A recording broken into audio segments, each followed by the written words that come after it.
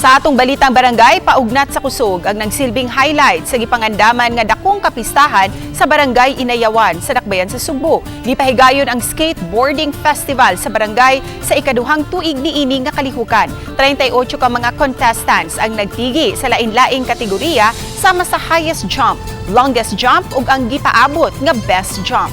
Makita ang kahinam ug kalipay sa mga skateboarders nga nagpahigayon sa ilang exhibition ug pagpakita og labok sa matang sa sports. Tatausab kaayo nga nalingaw ang mga mananaw, takip na mismo ang mga misalmot.